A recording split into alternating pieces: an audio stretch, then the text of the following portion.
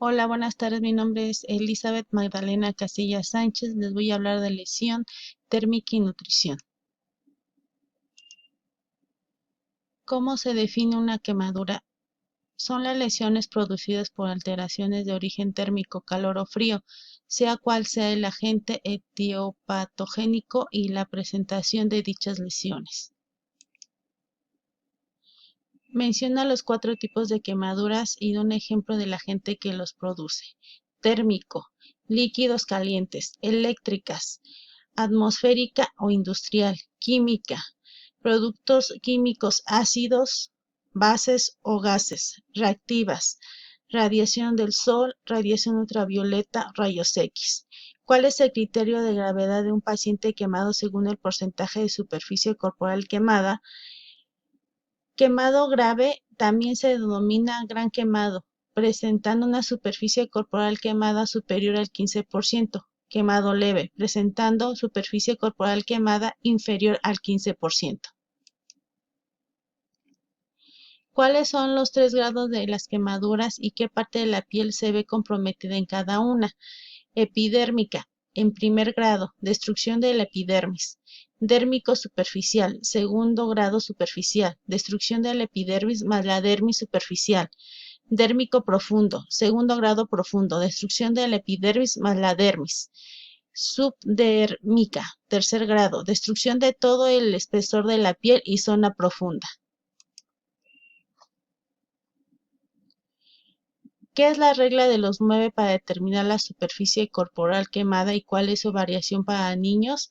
Regla de los 9 de Wallasey es un método que se utiliza para calcular la extensión cutánea quemada de un paciente. Consiste en dividir la superficie del cuerpo en áreas equivalentes al 9% de la superficie corporal total quemada o por múltiplos de 9. Esta regla trata de dividir el cuerpo en áreas de un 9% de superficie. Cabeza y cuello 9%, tronco anterior 18%, tórax 9% y abdomen 9%, tronco posterior 18%, parte alta de espalda 9% y baja 9%, miembros inferiores cada uno 18%, miembros superiores cada uno 9% y región genital el 1%.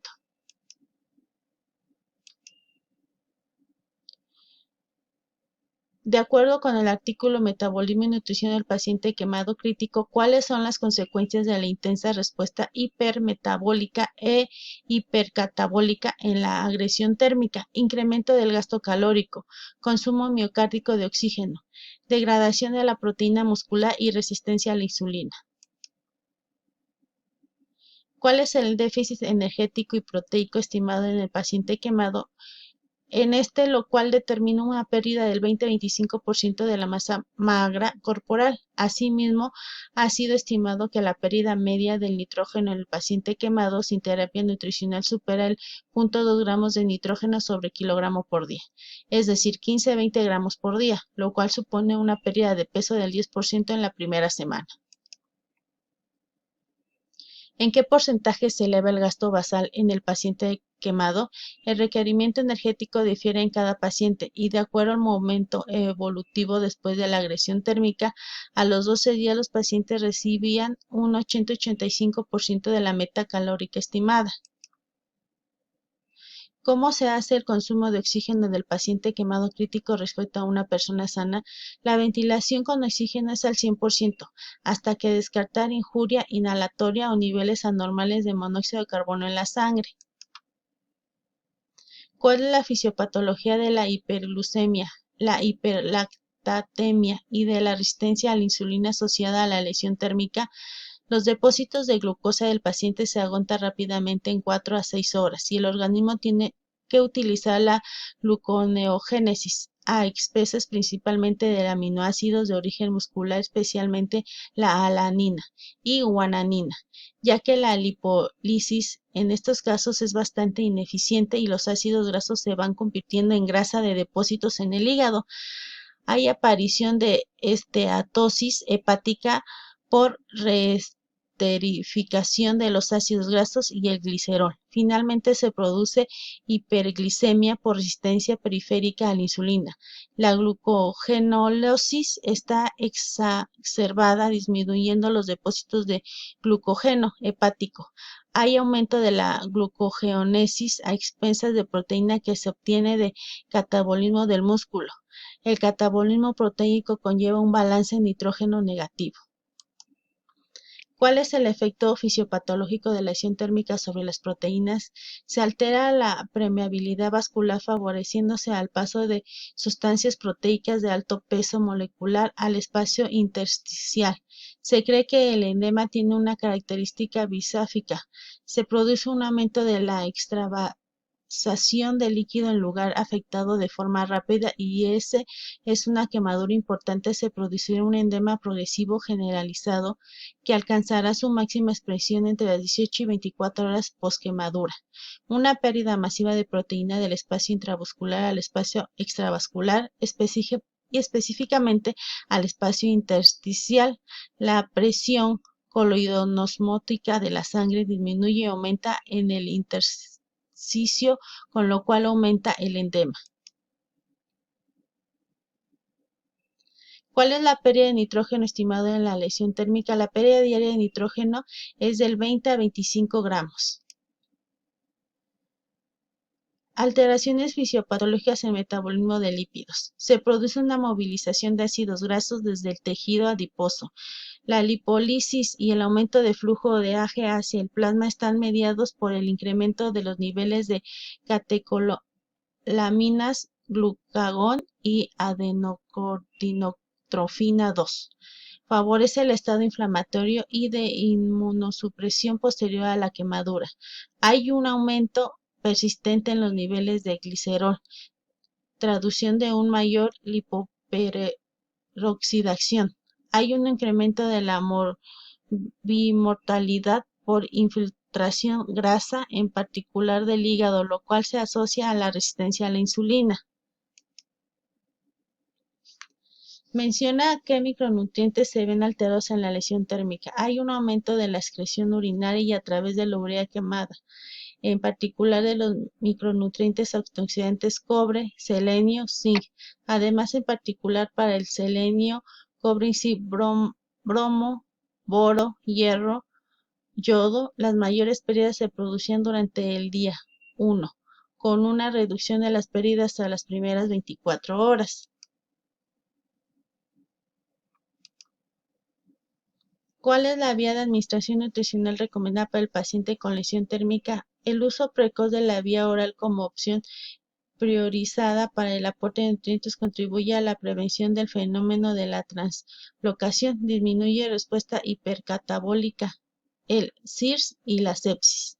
Asegurarse de que no exista un trauma asociado en cara, abdomen u otro nivel que impida el uso de la vía oral. En caso de existir, se debe indicar esquema de alimentación-nutrición enteral por sonda nasoenteral. Evaluar el nivel de conciencia del paciente. En caso de existir toma de conciencia, indicar un esquema de alimentación-nutrición enteral por sonda nasoenteral. ¿Qué tan rápido debe comenzar la nutrición enteral? La nutrición enteral debe iniciar de forma precoz, independientemente de la vía de abordaje del tracto gastrointestinal. Se ha demostrado que tanto la alimentación por vía gástrica como la transpilórica son eficaces y permiten el alcance de los requerimientos calóricos del paciente. Menciona beneficios de iniciar la terapia nutricional aplicada precozmente. Hay una reducción de la estancia en cuidados intensivos. Hay una reducción de infección en las heridas. Va disminuyendo de modo significativo los niveles de catecolaminas, cortisol y glucagón. Mantiene la integridad de la barrera intestinal, la motilidad y el flujo sanguíneo esplácnico. Hay un aumento concomitante de la producción de inmunoglobulina. ¿Cuál puede ser las contradicciones en la nutrición enteral y qué se hace en tales casos?